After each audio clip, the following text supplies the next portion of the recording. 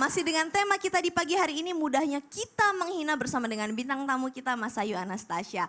Jamaah! Yeay. Langsung aja yuk, kita tadi Ustadz Abu Fida masih ada yang ngegantung nih tentang gimana sih caranya kita membangkitkan mental atau karakter orang yang terbuli, yang udah keburu hancur nih, gimana caranya, mohon tausiahnya.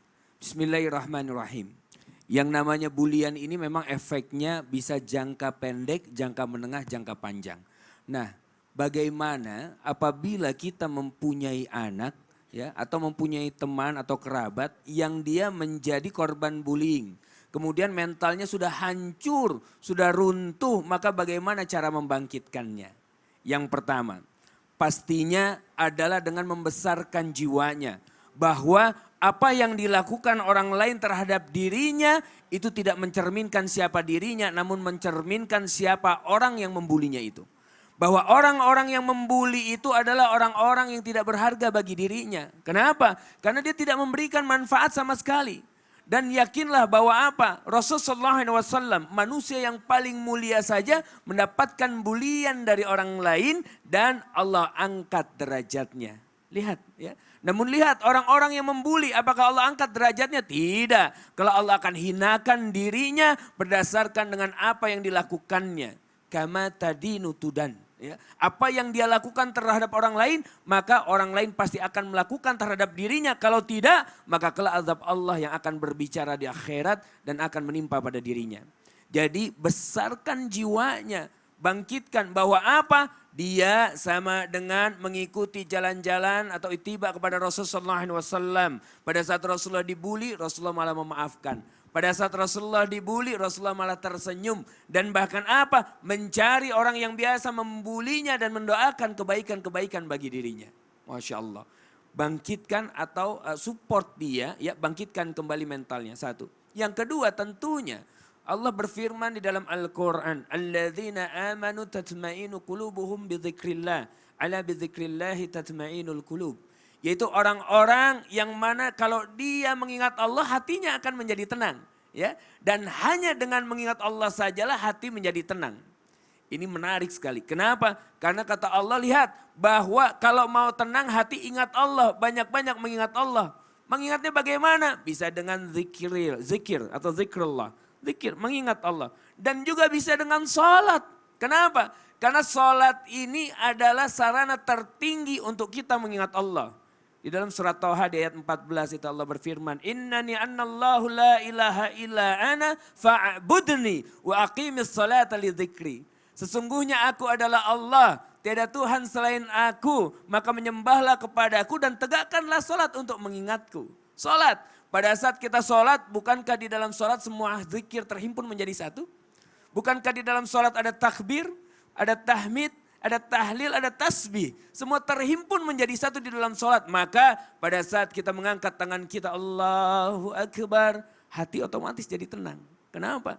Karena kita menghadap yang satu-satunya pemilik langit dan bumi ini. Pemilik segala kerajaan yang ada, Allah Azza wa Jalla. Kita menghadap Allah, maka kemudian Allah berikan ketenangan dalam hidup kita. Dan pada saat kita melakukan sholat, selesai sholat, lihat. Bahwa apa? Kita akan menjadi pribadi yang jauh lebih baik. Kok pribadi yang jauh lebih baik? Jelas. Di dalam Quran Allah berfirman, Utslu ma uhiya ilaika minal kitab wa aqimis shalah. Inna salata tanha anil fahsyai wal munkar. Bahwa pada saat tadinya kita dibuli dan kemudian berpikir, nanti saya mau balas ini bulian, awas kamu. Nanti kalau saya sudah berkuat, sudah berkuasa, saya akan balas. Tiba-tiba dia sholat. Pada saat dia sholat, Allahu Akbar, Allah berikan ketenangan dalam hatinya. Jangan dibalas kata Allah, jangan dibalas. Sesungguhnya dibalas dengan kebaikan itu jauh lebih baik daripada kita. Oleh karena itu orang yang sholatnya benar, dengan pemahaman yang benar, dengan bacaan yang benar, maka lihat dia akan berubah menjadi pribadi yang jauh lebih baik. Ini yang kedua. Kemudian apa? kemudian doanya akan 2 kali lebih cepat Allah kabulkan. Kalau orang sholatnya benar. Ya. Kenapa? Lihat ada seorang hamba bernama Zakaria alaihissalam bermohon kepada Allah. Hunalika da'a Zakaria rabbah. Qalla rabbi habli min ladunka zurriyatan tayyibah innaka sami'ud du'a. Nabi Zakaria memohon kepada Allah agar diberikan keturunan yang baik-baik. Dan lihat di surat Al-Imran ayat 39-nya. Fanada sumalaikatu wa huwa qaimu yusalli fil mihrab. Annallaha yubashiruka biyahya ila akhir ayat. Bahwa lihat pada saat Nabi Zakaria masih berdiri dalam sholatnya, Allah utus malaikat untuk apa? Mengabarkan kabar gembira kepada dirinya tentang seorang anak yang bernama Yahya. Lihat ini, saat kita dibuli, sakit hatinya ada, angkat tangan kita. Dalam sholat kita sujud, kemudian bermohon kepada Allah agar orang yang membuli kita diberikan kebaikan-kebaikan dalam hidupnya. Amin. Karena dia tidak paham. Kita doain orang tersebut, yang doain kita baliknya malaikat yang doain ya. Betul, bukan Masya manusia Allah. lagi, Iya. malaikat yang Pada doain saat kita mendoakan kebaikan kepada orang lain dalam keadaan kita terzolimi, malaikat mengaminkan. Amin, dan untuk dia juga ya Allah. Amin ya Allah. Malaikat mendoakan Artinya kebaikan normal bagi ya kita. Ustaz ya, karena kita kan manusia biasa. Kadang Iya. pengen bales gitu. Iya. Terus nanti begitu kita sholat, akhirnya kita ngerem lagi. Pilihan 2, apakah kita mau menjadi orang yang normal atau menjadi orang yang luar biasa di mata Allah. Maunya yang luar Subhanahu wa biasa. Ta'ala. Maka maafkan. Maafkan, mendingan nangis-nangisnya di sajadah deh, sujud Betul. sama Allah berdua-duaan ya. Betul. Baik, Baik. jazakallah khair, terima Oh, kasih iya. banyak. Kasih tepuk tangan dulu dong Bu buat Ustadz Abu Fida di Masya Allah jamaah.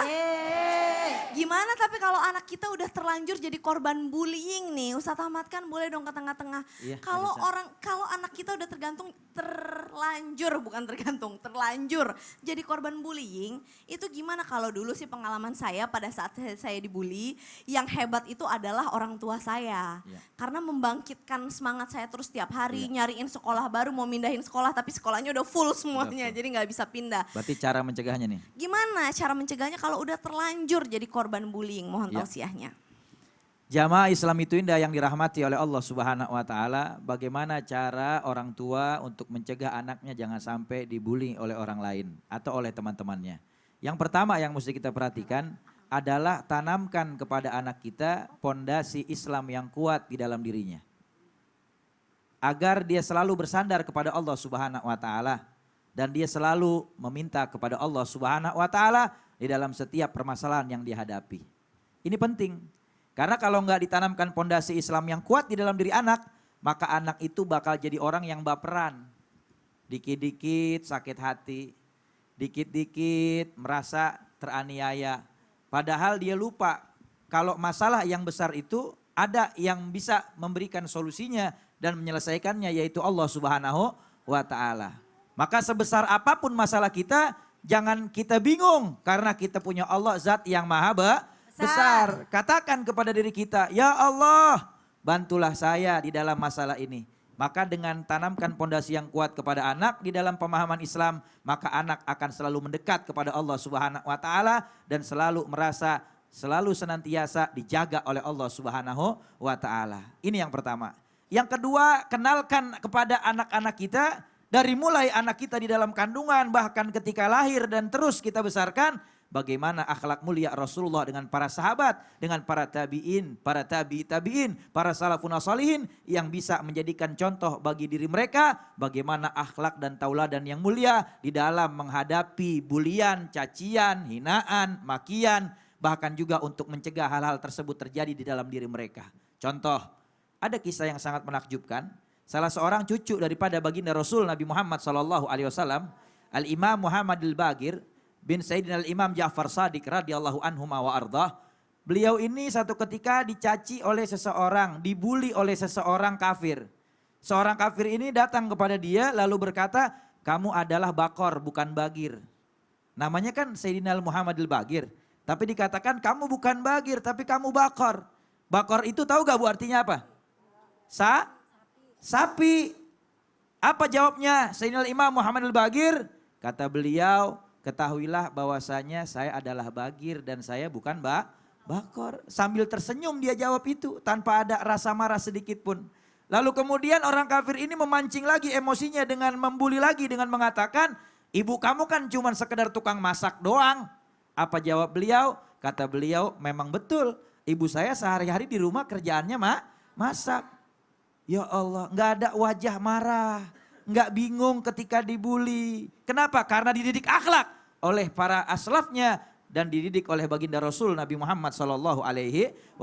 Ini orang tetap mancing amarahnya dengan berkata, kamu adalah seorang putra dari wanita yang hitam yang berbuat nista. Sampai dihina ibunya. Apa jawabnya Sayyidina Imam Muhammadul Baqir? Kata beliau, ya Allah, seandainya ucapanmu benar, semoga Allah mengampuni ibu saya. Dan seandainya ucapanmu salah tidak benar, semoga Allah mengampuni kamu. Bu, iya cakep kan nih akhlak? Cakep. Bagus gak? Bagus. Luar biasa, cuman udah langka. Akhirnya apa? Akhirnya orang kafir yang menghina, malu mendatangi beliau, mendekat seraya meminta maaf, meneteskan air mata, lalu memeluk agama Islam, mengucap 2 kalimat syahadat dengan akhlak yang mulia. Maka kenalkan anak-anak kita dengan akhlaknya para salafun saleh, akhlak baginda mulia Nabi Muhammad SAW. Ya. Yang ketiga, ajarkan kepada anak kita bagaimana mereka sabar ketika menghadapi ujian. Apapun ujiannya. Kata Allah Subhanahu wa taala, wasbir ala ma yakulun wahjurhum hajran jamila. Dan sabarlah atas apa yang diucapkan oleh mereka dan selalu senantiasa jauhi mereka dengan cara yang terbaik. Jadi kalau seandainya hal tersebut terjadi, ya sabar dengan apa yang terjadi dan jauhi mereka. Jangan kumpul dengan orang-orang yang tidak baik. Dan yang terpenting dari semuanya, banyak-banyak dekatkan diri kepada Allah Subhanahu wa Ta'ala. Agar Allah menjauhkan kita dari hal-hal yang tidak baik, yang tidak kita inginkan terjadi pada anak-anak dan keluarga kita. Jadi artinya doain aja, udah ujung-ujungnya emang udah sabar, doain aja. Itu Betul. akhlak yang jarang, Betul. tapi harus kita bangkitkan lagi, kita Betul. hidupkan lagi di Betul. zaman sekarang. Baik, jazakallah khair. Terima Terima kasih kasih, banyak Kak Ustaz Ica. Amarkan. Kasih tepuk tangan dulu dong Bu buat Ustaz Amarkan nih. Jamaah. Sekarang saya akan memberikan kesempatan buat bintang tamu kita, Kak Masayu Anastasia nih untuk bertanya sama guru kita. Mau nanya apa lagi nih Kak? Gini Ustazah. Wah, nanya sekarang sama kan- aku nih. Iya dong. Sesama Kan wanita. Iya benar. Kan sekarang kan zamannya canggih ya gitu kayak media sosial dan segala macam. Nah kadang-kadang tuh kalau misalkan kita upload foto terus tiba-tiba tuh ada orang yang justru kita nggak kenal itu malah ngebully, misalnya kayak komen-komen negatif. Netizen. Terus kita tuh mesti gimana sih sebenarnya? Kan kita kan nggak kenal juga gitu sama mereka gitu. Mereka juga nggak tahu caranya menghadapi Iya. orang yang ngebully kita padahal kita kan nggak tahu sama dia Iya, gimana tuh dan Ustazah? mereka juga nggak tahu gitu kan sebenarnya kehidupan pribadi kita tuh seperti apa gitu. Itu caranya gimana? Gimana Kak caranya? Ibu-ibu Gimana? mau tahu? Mau. Ibu pernah nggak dibully di sosial media? Kita yang naruh foto, dia yang sewot gitu kan? Iya benar. Yang pertama, ketika kita memang istilahnya ada ngatain kita, kalau kata hadis Nabi, al mu'minul qawi ahabu ilallah minal mu'minid do'if. Pertama kita harus kuat dulu. Karena apa? Nggak kenal ini, ngapain juga diladenin. Karena apa? Orang beriman yang kuat lebih Allah cintai daripada orang beriman yang lemah. Tuh, jadi kita kudu kuat Jadi dulu yang harus pertama. kuat emang ya? Kuat Baik. mental. Kalau nggak gitu, kalau kita tutup sosial media kita rugi. Oke. Ntar follower kita berkurang masalahnya. Yang kedua, apa di situ? Iza khatabahumul jahilun qalu salama. Ada orang yang usil-usil segala macam, komen padahal nggak kenal. Udah, yaitu apa? Orang yang ibadur rahman, orang yang penuh dengan kasih sayang seperti orang salafun solihin adalah ketika dikata-katain, diomelin, seperti itu pokoknya lah ya. Maka dia bilang apa? Khatabahumul jahilun qalu salama. Balas dengan keselamatan. Yaudah senyumin aja. Dia nggak kenal aku ini, ngapain juga sih diladenin. Ya kan? Alhamdulillah, Yang kedua, alhamdulillah gitu kan. berarti dia masih memperhatikan kita. Iya. Yang Ngomongnya jadi ketiga. belibet kan. Iya. Terus kok Kak Mas Ayu kok baik banget sih gak ngebales. Oh iya dong, kenapa?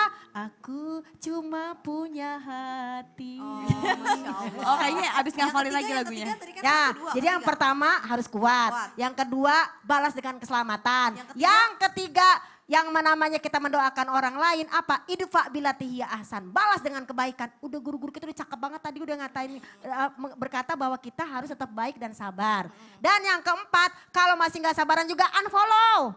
Ya kan? Atau Ngapain blok, juga blok. di follow back? Oh salah ya. Atau nggak di blok? Oh atau di blog ya kan? Karena Karena soalnya apa? kan kadang-kadang kan kita kan nggak follow mereka, Oh. mereka yang follow kita. Udah kita nggak follow dia follow kita nggak minta izin, benar-benar songong tuh orang ya. Siapa aja tuh orang? langsung ya. Coba sini saya mau. Sabar, Ustazah. Oh iya saya emosi. Artinya harus tenang memang Harus ya, tenang. dibalas dengan kebaikan. Dan tadi Kak Caca udah doain. bilang wasta'inu bisa beri wasola. Allah bersama dengan orang-orang yang sabar. Orang sabar, jadi kita minta tolong sama Allah, ya Allah kita udah gak bisa membendung nih komen-komen seperti ini, aku udah gak bisa ngebendung, ya gak sih? Kita gak kuasa ngebendung, namanya juga Baik. penggemar banyak ya kan, Baik. terus bersyukur. Insya Allah Jadi minta manfaat tolong ya, dengan sholat. Gitu, Kak Mas sayang. Ayu ya. Baik kalau Sholat, begitu. sholat, oke? Udah cukup Kak Mas Ayu? Sudah. Udah kalau gitu kita lanjutin lagi nih ya pembelajaran kita bersama dengan Koko Lim. Assalamualaikum Koko.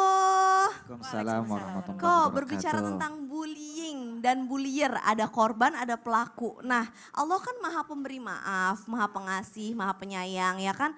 Nah, buat para bullier nih yang melakukan bullying ini, kalau masih pengen bertaubat, ada kesempatannya nggak sih dan gimana caranya bertaubat yang tepat untuk orang-orang yang pernah membuli atau pernah menginjak-injak orang lain? Mohon tausiahnya. Oke. Subhanallah ya. Patokan hidup kita itu, pedoman kita hidup adalah Al-Quran dan Al-Hadis. Itu yang paling utama, ya paling utama.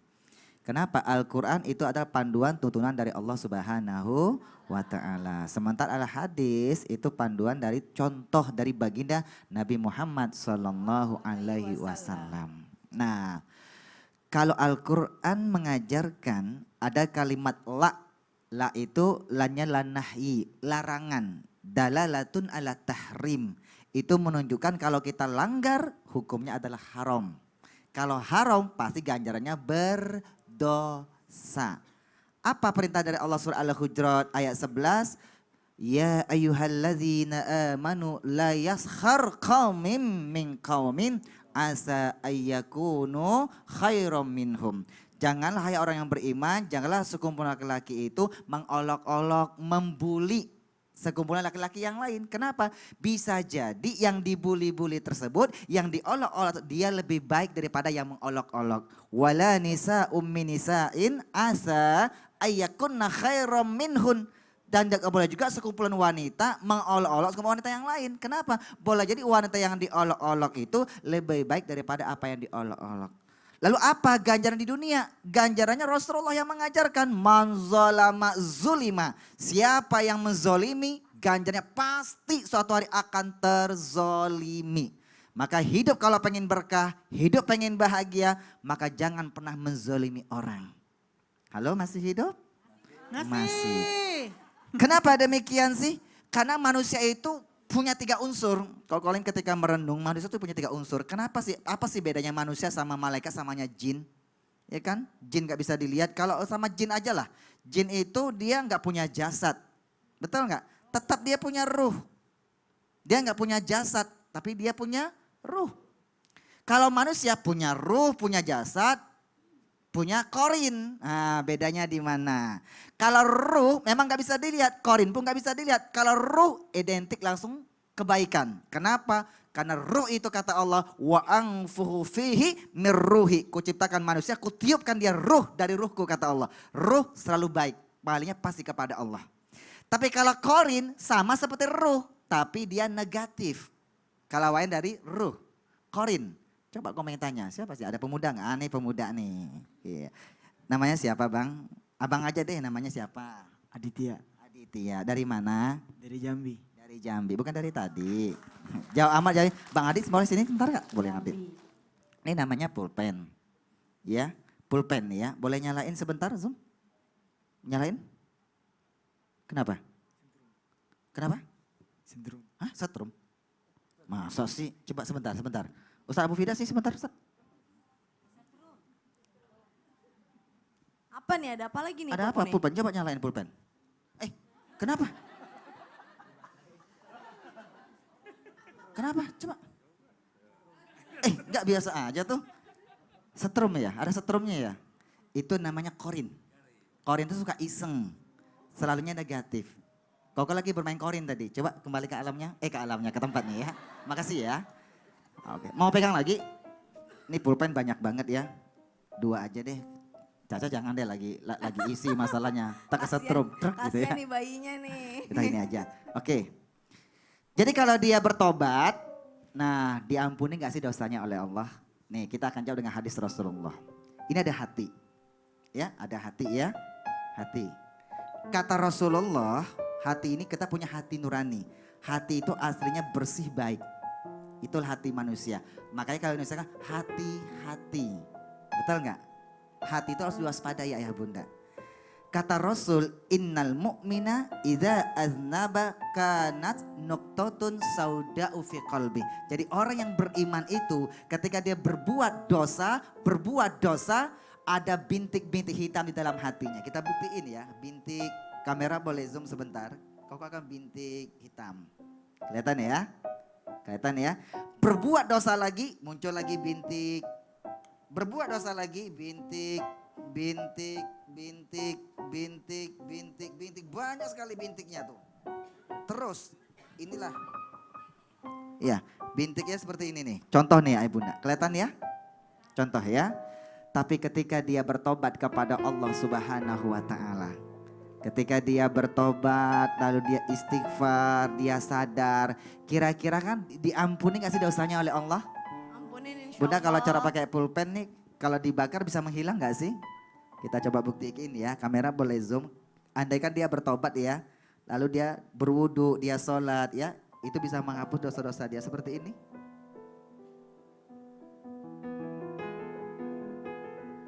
Masya Allah. Itu kehapus tuh kok. Hilang tuh. Oh iya, ih, tinggal bertobat bener ya. loh ya Allah. Kok bisa sih pakai api jadi hilang kok? Ya, maka itulah cerdil, ceramah dengan ilusi. Nah ayah bunda, jadi kalau kita bertobat, kita minta ampun kepada Allah, innallaha ghafurur rahim. Rahim. Allah itu maha pengampun dan maha pemaaf bersih. Oh, kok bisa sih aku ya? Bisa Oh, artinya memang selalu ada cara dan selalu ada jalan untuk bertaubat. bertobat. Jadi- Dan kalau kita tobat pasti diterima oleh Allah Subhanahu wa Ta'ala. Amin. Kalau nggak sempet siang malamnya, kalau nggak sempet malamnya siang. Pokoknya disempetin sebelum kita menarik nafas terakhir. Sebelum kena panggilan yang ketiga. Apa? Apa itu kerahmatullah? Panggilan ketiga, panggilan pertama kan sholat lima Sholat, waktu. iya. Kedua panggilan ke Baitullah. Ketiga panggilan ke rahmatullah. Baik. Jadi kita taubat kepada Allah Subhanahu. Amin. Terutama Wa buat para ta'ala. suka ngebuli-ngebuli. Insaf taubat kepada Allah Subhanahu wa Ta'ala dan minta maaf Baik. kepada yang Oke Kak Caca. Jazakallah khair. Caca, Terima kasih syukran. banyak Koko, kasih tepuk Sama-sama. tangan dong Bu buat Koko nih, Masya Allah. Jamaah. Buat jamaah Islam itu yang masih ada di rumah nih, kalau pengen nonton Islam itu Indah seperti ibu-ibu dan jamaah yang ada dari Bandung, dari Jambi, pengen nonton Islam itu Indah secara langsung bisa banget, caranya tinggal email atau telepon aja ke nomor yang ada di bawah ini nih ya. Ingat semuanya gratis tanpa dipungut biaya apapun, dan setelah ini kita masih akan membahas sebuah berita yang lagi viral nih, lagi hangat-hangatnya, kira-kira apa? Makanya jangan kemana-mana, tetap di Islam itu Indah. Jamaah! Oh jamaah! Alhamdulillah.